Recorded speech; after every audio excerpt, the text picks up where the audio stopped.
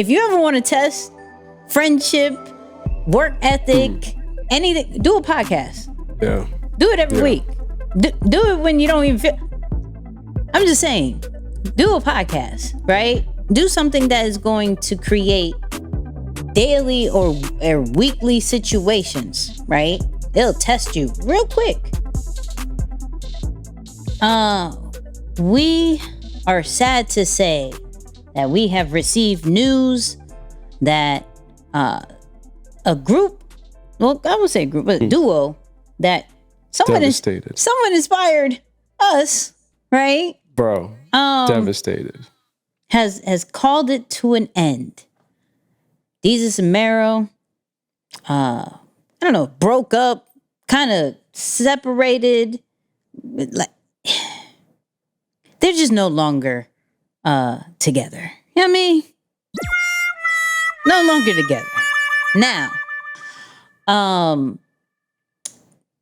Mero from Desus and Mero came out and kind of gave the reason, and the reason why we're bringing this up, because I want to talk about the blueprint and some of the things we learned from Desus and Mero, but more also, like what next with such success, right? Like, what do we kind of expect?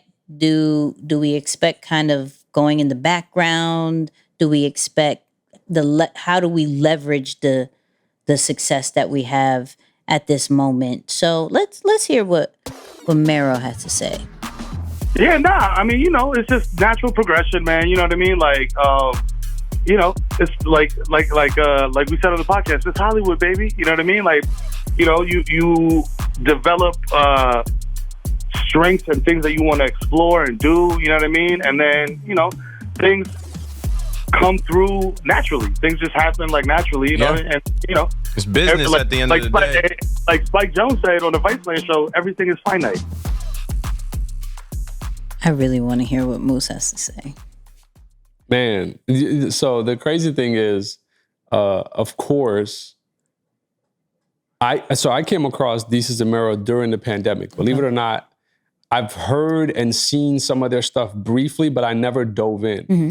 So in the pandemic, in the apartment alone, bored, and so busy with work because of everything that was happening at the time and us transitioning and everything.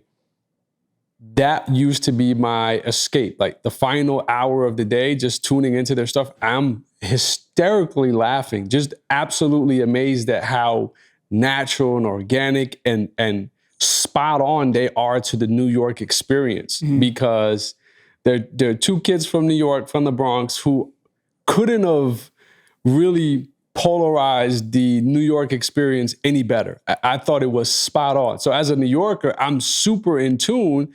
And of course, I start to watch. So to see this happen now, it's certainly disappointing, right? It's almost as if Derek Jeter would have got traded from the Yankees. You're like, dang, like really, you spent all this time with the Yankees and you're left. So again, I'm sure people can relate, right? Think about your star athlete, LeBron James leaving Cleveland. It's that kind of feeling. But at the same time, I have to say, while it's super frustrating, I think they're going to do just fine. Mm-hmm. I'm starting to see each of them pop up, and this probably must have been in the works for a while because they were starting to appear separately. I noticed even in, speaking of Derek Jeter, there was the documentary that came out, mm-hmm. and Mero was there. He was at Yankee Stadium doing some of the interviews and the rollout during that time. So I didn't see it coming, but I do have to say, as disappointing as it is, I think they're going to be just fine career-wise. As a fan, again, as someone who tunes in, I obviously hate to see that happen just because they were incredibly successful. But I guess if you're going to leave, you might as well leave on top. And they're certainly doing that. It's not that Showtime didn't bring them back for another season. They were getting opportunities to come back and all that. So I guess they left in a good way, but it's definitely sucks for a lot of people who enjoyed the show. Yeah, I mean, they've been on a run since 2013, right? Yeah. So for those who don't really know the history, 2013 they had they were in Complex. I think it was Desus versus Mero podcast. Then they did the Bodega Boys podcast. That was around 2015.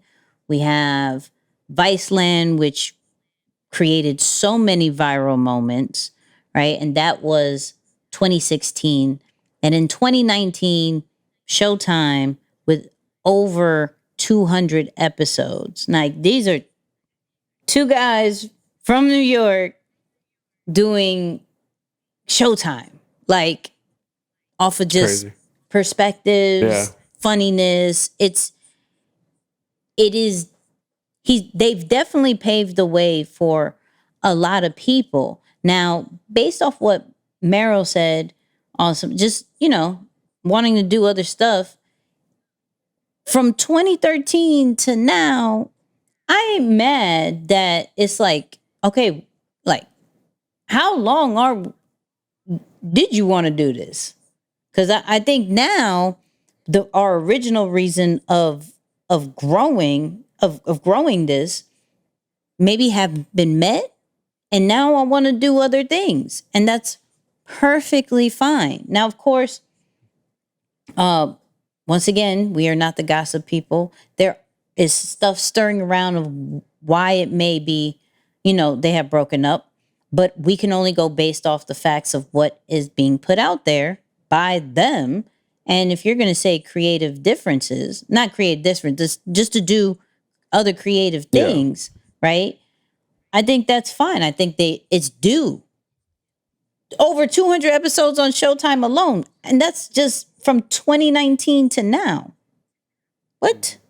They have through COVID. Right. They have an amazing run, interviewed amazing people. And so I look at this now and be, if I was one of them, what would I do right now? Like, how can I stay relevant? And what I love about what Mero is doing right now is he's active. Like, he is in different shows, podcasts, interviews. He understands, okay, y'all talking about me because of this breakup. So I could do numbers. Like, people are going to want to see if I'm going to talk messy, all this great stuff. They're going to watch the whole thing. I think that's brilliant. And I think when you are in a partnership that is successful, you want to leverage that momentum that it has. Even if it ended on your end, there's still a grace period that you could take advantage of and grab other different businesses if you didn't, grab other different opportunities if you didn't in the midst of the partnerships, right? Like, I would be lying if I didn't look at this and be like, when we look at us, like, wait, when are we going? I don't wanna. I would see it would evolve into something else, right? I wouldn't be like, oh, we're not doing anything at all, right? And once again, we don't know what's happening in the back end. They may have other stuff, in the works, but right now, that particular part of it has ended. I'm thinking of a blueprint, and for anybody who is in a partnership, whether 2 people, 4 people, whatever it is, what is going to be next? And I love that later on we're going to really talk about this as well, that if this was to come crumbling down, whatever your thing is right now, for us is the podcast, but if this is to ever crumble down, we have something else. Like, we're working on something else in the background that, okay, this is cool, and this is what Front Face is bringing people in, but we have something else over here that is super impactful, that up or down of either or, both is a win-win. And so you kind of want to think about these partnerships and these, these collaborations of what's next already kind of in the beginning.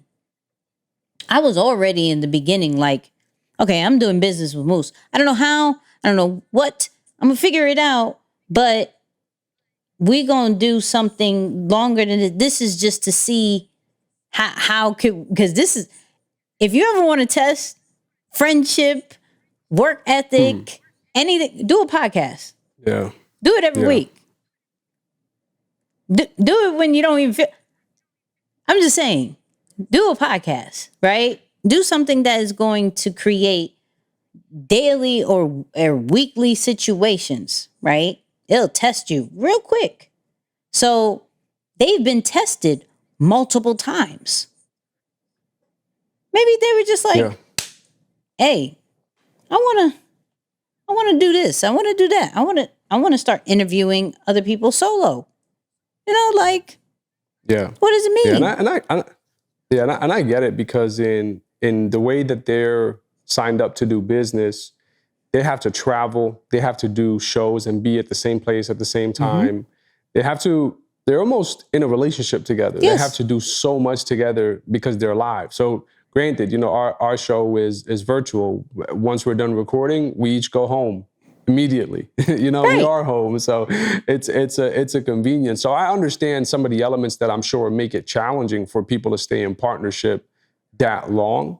But like I said, I'd be interested to see how this next chapter unfolds. Of course, everyone's going to race ahead and say, well, what do you think caused it? Other than creative freedom, is it money? Is it some of these other things? And it's interesting. And whatever they did, and this is the part that I bet no one's going to talk about, but it is important to highlight. Whatever it is, I'm sure this has been happening for a while.